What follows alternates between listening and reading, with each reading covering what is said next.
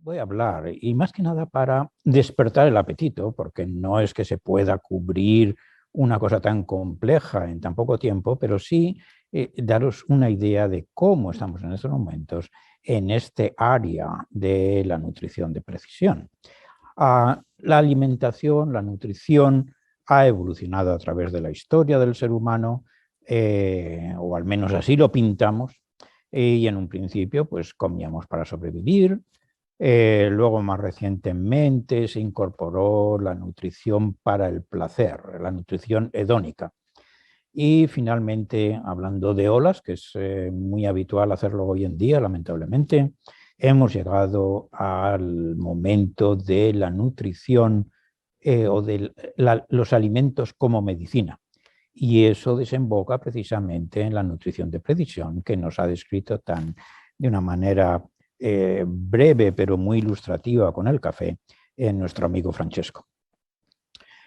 Voy a hacer énfasis en la obesidad, porque también quiero mostraros que a veces estamos reinventando la rueda y creemos que somos muy centrados en el momento actual, en nuestra sociedad, pero la obesidad decimos que es una epidemia, pandemia del siglo XXI, pero es algo que de alguna manera ha estado con el ser humano probablemente desde el inicio. Fijaros cómo el arte nos lo ha plasmado a lo largo de cientos de miles de años en estas Venus, en estas figurinas, que aparecen prácticamente en todo el mundo durante todo el periodo del Paleolítico, que es bastante extenso. Y luego ya como nos vamos moviendo en la historia del ser humano, pues en la edad antigua, en el tiempo medieval, en la edad moderna y en la edad actual, sobre todo, pues el arte nos ha reflejado cómo la obesidad era parte del ser humano. Junto con esta epidemia de obesidad, algo que vemos hoy muy aparente es la desinformación, que ha crecido de una manera exponencial por, naturalmente, el acceso o la creación de las redes sociales, la facilidad de comunicar a través de Internet, etc. Y, desde luego, la nutrición es probablemente una de las áreas que más sufre de esa desinformación, del hecho de que todo el mundo es un experto en nutrición. ¿Es esto algo del siglo XXI? Fijaros en la parte de abajo de esta diapositiva, cómo ya en la Inglaterra victoriana ya aparecían anuncios en los periódicos de la época maldiciendo la grasa y cómo hay soluciones milagrosas. En este caso, la solución milagrosa es tomarse unas cápsulas que contenían, ¿qué? Pues nada menos que lombrices. Luego ya a través de los años fue avanzando y ya pues surgieron esos jabones milagrosos que no solamente quitaban las manchas de grasa, sino que quitaban la grasa en exceso de las personas. Y ha sido una obsesión continua a través de las décadas. Fijaros en el medio algo muy interesante, y es un anuncio de Lucky Strike, una marca de tabaco americana, donde lo vendían como una solución para la obesidad. Si uno no quiere tener esa imagen de obesidad y quiere tener la imagen del medio, pues entonces la solución es fumar, porque así te evita que estés comiendo otras cosas, ¿no? Y hacia el final, fijaros ya cómo se apunta a una de las áreas más importantes de hoy en día, que es la genética de la obesidad. Y ese anuncio dice, como la madre, la hija, ¿no? La obesidad sigue un patrón. Cuando este anuncio se creó, se publicó, no sabíamos de genética, al menos en la medida que sabemos hoy en día a la hora de conocer nuestro genoma. Muy bien, entonces esto simplemente para introduciros de que el tema no es nuevo e incluso la desinformación no es nueva. Ahora, los humanos somos realmente predecibles. Siempre estamos buscando un chivo expiatorio y cuando llega la nutrición hay cantidad de ellos. Y a lo largo de las últimas décadas, pues que hemos tenido como chivos expiatorios la mantequilla, el café del que nos hablaba eh, Francesco, los huevos, el pan, el azúcar, incluso nuestro querido aceite de oliva o el pescado azul. Bueno, pues ha habido una serie de vaivenes, de modas, y no estoy hablando de modas populares, de modas científicas que a través de estudios más bien mal diseñados que bien, pues han apuntado el dedo en la dirección inadecuada. Afortunadamente, una de las ventajas de la ciencia es que con el tiempo se corrige. En el caso de la obesidad, los dedos, el chivo expiatorio ha sido la persona obesa. ¿Por qué una persona es obesa? Pues porque quiere, lo cual ha sido un mensaje realmente equivocado, como fueron otros mensajes anteriores.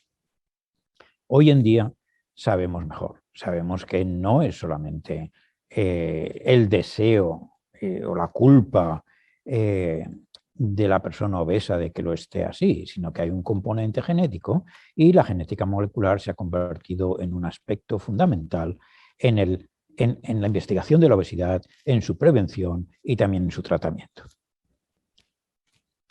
Muy bien, ni es el individuo con un acto voluntario, ni es exclusivamente la genética, es el hecho de que el mundo esté, digamos, engordando, pues se debe también al ambiente obesogénico en el que nos movemos. Y ese ambiente es tremendamente complejo. Este es un esquema precioso. También probablemente tiene tantos años o más como mi visita a la Fundación Rafael del Pino, pero ilustra muy bien qué complejidad tenemos cuando nos enfrentamos con la obesidad y por qué esta pandemia. Detrás de esos digamos, cartelines que no se pueden leer están los diferentes aspectos. Por un lado tenemos la biología y dentro de la biología uno de los componentes es esta genética de la que estamos hablando, pero hay muchas otras cosas. Lo que comemos, pero lo que comemos depende de muchas cosas, no solamente de nuestra biología, también de la información que nos llega, pero también, por ejemplo, de la producción. Entonces veis cómo vamos desde la célula al individuo, a la sociedad. Hablando de la sociedad, pues naturalmente lo que comemos también está muy definido por nuestra psicología, pero la psicología es algo genético, pero algo influido por la sociedad, etcétera. Lo mismo podemos hablar de la actividad. Así que esto es con lo que tenemos que lidiar los investigadores para avanzar en la obesidad o en cualquier otra enfermedad crónica asociada con la edad, como es la cardiovascular, la diabetes, etcétera, etcétera. Y, como digo, la nutrición es un componente muy importante que todavía no entendemos bien, pero hay otros, como es, por ejemplo, la actividad física. Con respecto a la nutrición, pues fijaros, en el mundo, ¿no? Entero ocurren unos 11 millones de muertes cada año debido a problemas asociados con una mala nutrición. ¿Qué es una mala nutrición? ¿Qué es una buena nutrición? Parece que es una pregunta muy sencilla, la respuesta no lo es. Primero hay que educar, hay que informar, y por eso en Estados Unidos y en otros países siguen unas pautas similares. Cada 5 años se publican lo que se llaman las guías dietéticas para americanos, que por consenso los expertos publican bajo los auspicios del Departamento de Agricultura lo que sabemos acerca de la buena nutrición. Os aseguro que en la población nadie lee estos informes porque su lenguaje, su volumen, están más diseñados a los investigadores, a los profesionales de la salud. Entonces, ¿qué ocurre? Al público se le dan cosas más visuales, como por ejemplo la antigua pirámide de la nutrición o el plato como hacemos hoy en día, y como digo, en diferentes países hay diferentes modelos. Bueno, ahora nos vamos a lo que está ocurriendo a pesar de todos estos esfuerzos a nivel mundial. Vemos qué ocurre con la obesidad, en este caso en Estados Unidos, pero se refleja lo que ocurre en cualquier otro país, va aumentando a pesar de todo ello. Y la COVID ahora pues, ha contribuido a que el aumento sea todavía mayor debido a muchas razones. Lo que está claro es que estas recomendaciones que estamos utilizando están teniendo muy poco impacto, no desde luego el deseado. Entre otras cosas, estas recomendaciones se han basado en estudios en los que jugábamos siempre con la media estadística. Entonces, aquí hay un estudio que duró un año de mi amigo Christopher Gardner en Stanford, se llama Diet Fits. Entonces a la gente se le puso en una dieta baja en grasa o baja en hidratos de carbono por un año y al final del año, pues uno podía decir, pues da lo mismo, una dieta que otra. Muy bien, pero fijaros, aquí estamos hablando de la media, el efecto en la población. Pero ¿cuántos estamos en esa media? Si nos vamos a los datos individuales de este estudio, vemos que cada uno respondió a su manera, al igual que ocurre con el café, y con prácticamente todo, respondió a su manera. En algunos casos, en algunos sujetos, como vemos aquí, una dieta baja en grasa subió el peso, en otros les funcionó muy bien. Una dieta baja en hidratos de carbono, pues a algunos les fue muy bien y a otros les aumentó el peso. Hay una gran variabilidad interindividual que no entendemos.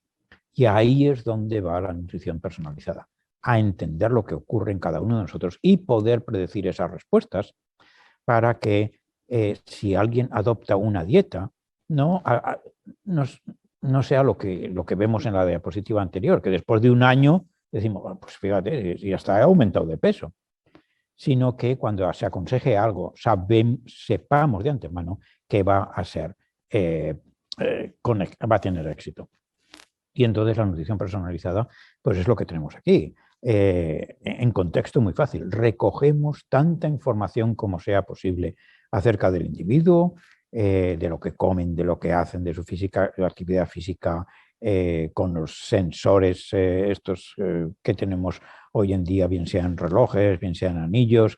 Podemos recoger información en todo momento de nuestra reacción fisiológica, en fin, la microbiota, por supuesto, todo eso. Cantidad de datos entonces se alimentan a los ordenadores, a esa inteligencia artificial de la que tanto hablamos hoy en día, para el hecho de que nos den precisamente esas recomendaciones personalizadas que en muchos casos diferirán de esas pautas dietéticas para la población generalizada. Hay ejemplos muy bonitos, los hemos estado produciendo por los últimos más de 30 años y en este caso, como digo, la genética no es la única variable a tener en cuenta, hay muchas otras, pero vamos a poner ejemplos de genética. Y la nutrición de precisión, como la comenzamos, la llamamos nutrigenética, la nutrigenómica, y aprovechábamos esos millones y millones de polimorfismos, de mutaciones, de diferencias en nuestro código genético que cada uno tenemos y que nos diferencia del resto de la población. Lo que nos hace que parezcamos diferentes, pero también que funcionemos diferentes, incluido nuestra respuesta a la dieta. La obesidad, volviendo a la obesidad, está muy claro que para curar la obesidad o para prevenir la obesidad está muy claro. Hay que comer eso que tenemos ahí, un guisante, por ejemplo, y ya tenemos el problema solucionado. Primero, nadie lo va a seguir. Y segundo, incluso si se siguiera, no a este extremo, porque no sobreviviríamos por mucho tiempo, pero algo similar, pues tampoco resolveríamos el problema. Puede ser obvio, pero no funciona para todos o todas. Aquí tenemos un ejemplo muy bonito de hace bastante tiempo ya, donde en una clínica de obesidad pusimos a sujetos primero en 600 calorías por día, bastante reducido, ¿no? Y luego durante el resto del año a 1.200 calorías por día. Muy bien, pues veis como en algunos casos los sujetos representados por las barras rojas, pues su peso disminuyó. En el caso de las barras azules, pues vemos que a través de ese periodo, con la misma adherencia de la dieta, no pasaba nada. ¿Cuál era la diferencia entre los que sí que les funcionaba la dieta hipocalórica y los que no le funcionaban la dieta hipocalórica? Pues estaba en un gen que es el que más se expresa en el tejido adiposo y se encarga de proteger o no la grasa que almacenamos en el tejido adiposo. Entonces, la conclusión de este trabajo es que si tienes una forma determinada de ese gen, desde luego la restricción calórica, estamos ladrando al árbol equivocado porque no va a funcionar. Y eso es una manera de predecir ya. O sea, el profesional de la salud, cuando tiene esta información en sus manos, sabemos, bueno, realmente a esta persona no la voy a castigar a que se muera de hambre por un año porque no le va a servir de todas maneras. Entonces, claro, también, vale, etiquetamos a la gente, pero hay que darle una respuesta a la gente y al profesional de la salud. Y en este caso específico, vale, pues la restricción calórica no funciona. ¿Qué alternativa tenemos? Pues en este caso demostramos que para ese polimorfismo en ese gen de la perilipina, la respuesta está en modular, cambiar, adaptar los hidratos de carbono de la dieta de los individuos. Entonces, en algunos casos, lo que funciona bien, o en el caso de aquellos que eran resistentes a los cambios de calorías, sí que funcionan una dieta que sea rica en hidratos de carbono complejos. Entonces, como veis, aquí tenemos un ejemplo de nutrición personalizada, donde al final del día todos salen ganando. El profesional de la salud, por le quitas un quebradero de cabeza, sabe cómo actuar sobre ese o esa paciente, y por parte del paciente, pues también es el hecho de que lo que está haciendo realmente le funciona. Y, como digo, decenas de ejemplos. Hay cosas, por ejemplo, que ahora sí es otro chivo expiatorio, con más o menos razón, los fritos y las bebidas azucaradas. Bueno, pues prohibirlos, etcétera. Bueno, a lo mejor para algunos, si quieren, se lo pueden permitir. Y eso es lo que hemos ido demostrando a través de nuestra investigación. Y es que a la hora de los fritos podemos tener lo que llamamos un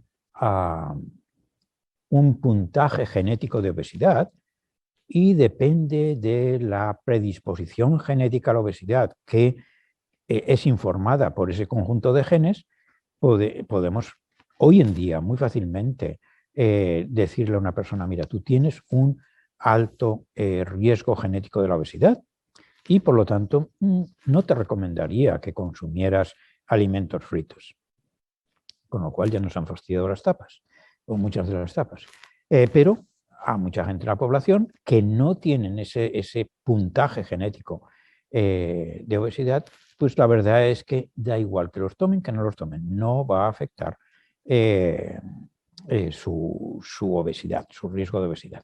Es algo similar a lo que Francesco nos comentaba, ¿no? La pasta, es que miro un plato de pasta y ya engordo. Bueno, pues sí, claro. Bueno, no realmente, claro, es algo exagerado, pero es lo que estamos hablando aquí. Hay sujetos que pueden permitirse el lujo de comerse todo esto y no pasa nada, y otros que cuando empiezan a comer ya se tienen que aflojar el cinturón.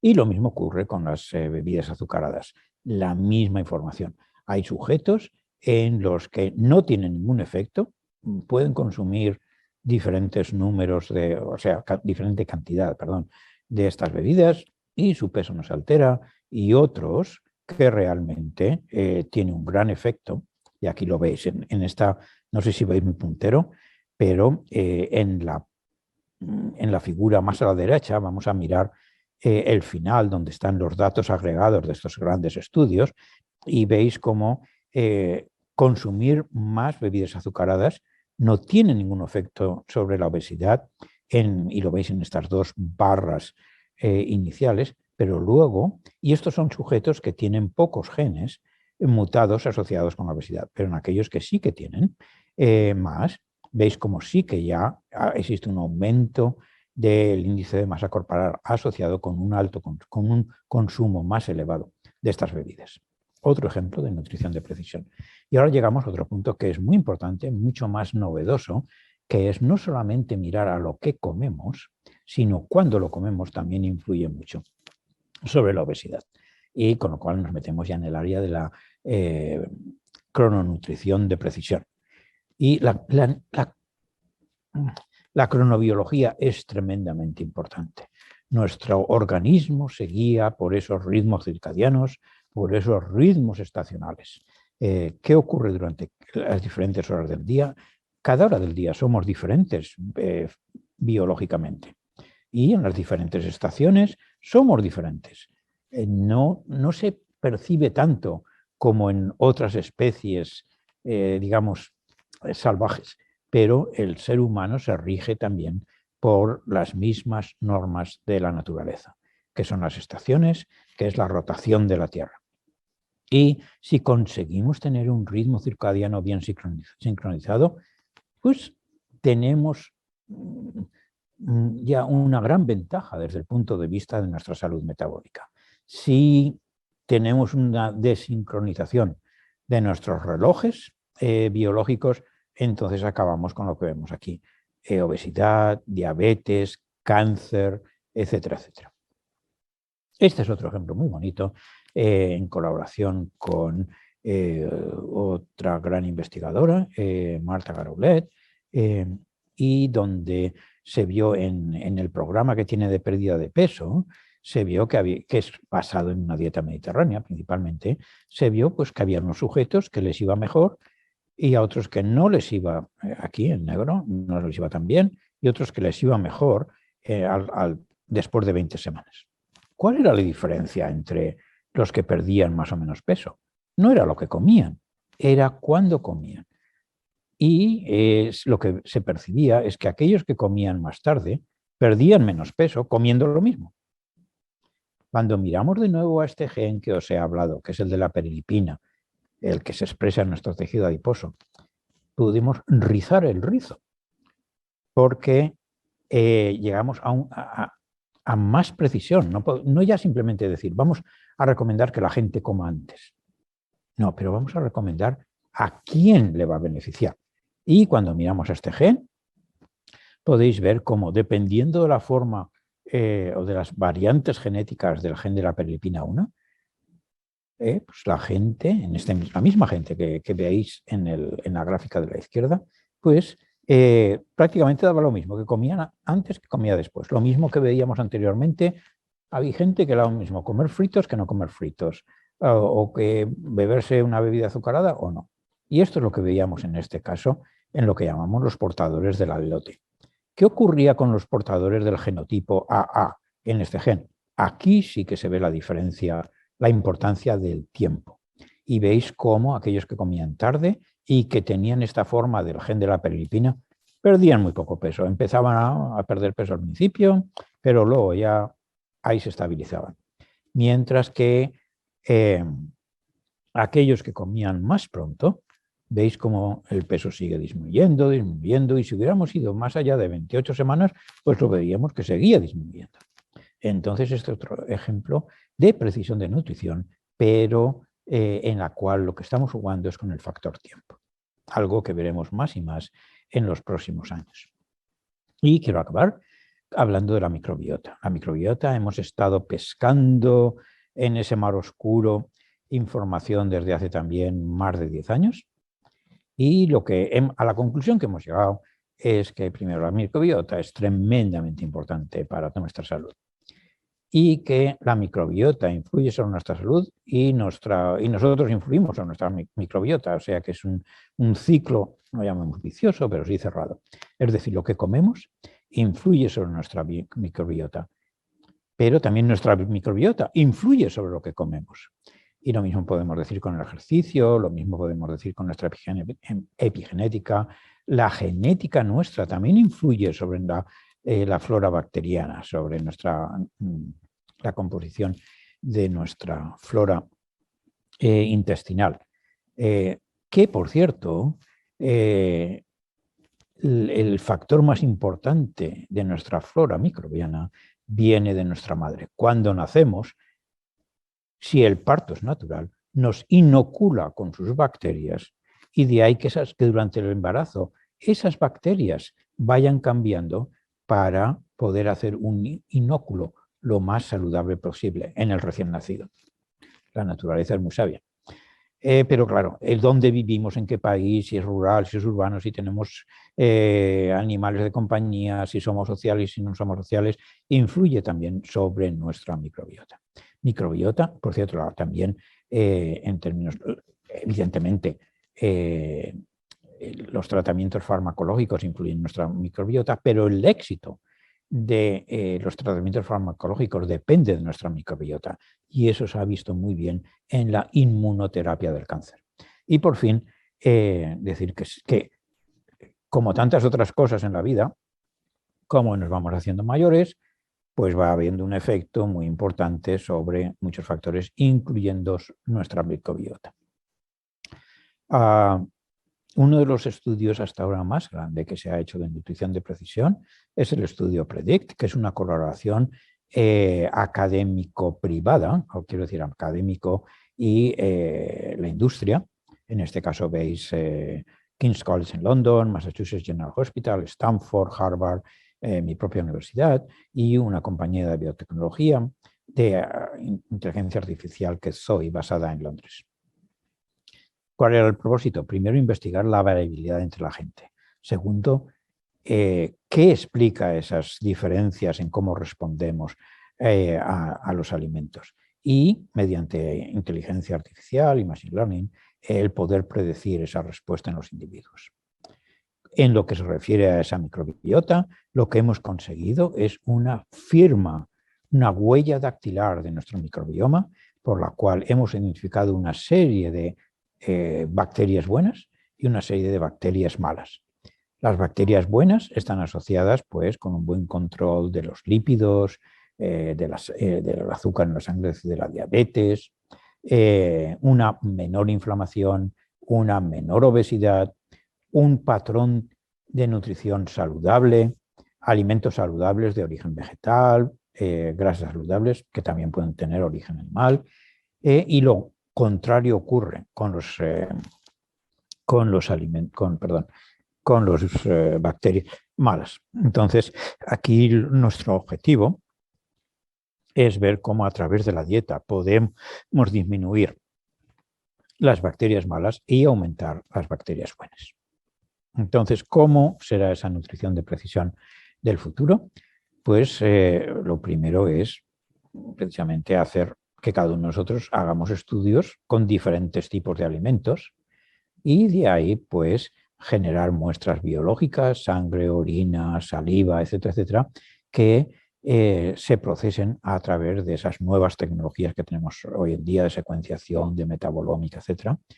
Toda esa cantidad masiva de datos serán procesados a través de la inteligencia artificial de la que hablamos y ahí se producirá una destilación de qué son los factores más importantes en cada individuo, porque naturalmente no podemos estar haciendo todas esas ómicas carísimas continuamente en los individuos, y destilar cuáles son los factores importantes, y esto se incorporará en esos sensores a los que nos estamos acostumbrando hoy en día. Bien sea anillos, bien sea brazaletes, bien sea cualquier tipo que os imagináis. Incluso en el futuro, pues chips implantables. Y de ahí, pues bien sea el individuo o bien sea el profesional de la salud o la profesional de salud, podrá llevar a cabo esas recomendaciones de precisión que tanto deseamos y tanto necesitamos para la prevención y terapia de las enfermedades más comunes. Precisamente ayer lanzamos un estudio que es el más grande que se ha llevado a cabo en precisión de nutrición, NIH, los Institutos Nacionales de Salud, ha puesto sobre la mesa 170 millones que han sido distribuidos en 14 centros de investigación en Estados Unidos, y ayer precisamente, como digo, damos el banderazo de salida a este proyecto que durará 5 años y que será, como he comentado, el más grande y comprensivo que se ha hecho con respecto a la nutrición de precisión.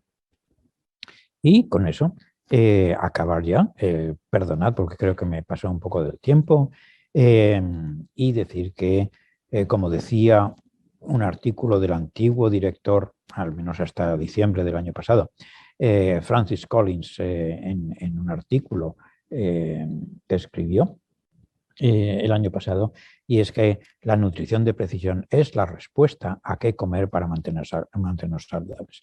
Entonces, a través de estos estudios, digamos que tenemos el compás, el GPS, que nos indica la dirección, pero lo que es importante es que esto será imposible llevar a cabo sin que estemos todos sentados a la mesa. Y todos significa todos, diferentes tipos de investigadores, clínicos, aplicados, básicos, pero también el sector privado, los gobiernos, el sistema de salud, las aseguradoras y, por supuesto, el público en general, ¿no? Educarlo y pensar todos juntos de cómo poder sacar adelante este proyecto tan maravilloso, pero también de gran impacto, que es, mediante la nutrición, poder dar la salud a cada uno de nosotros. Muchas gracias.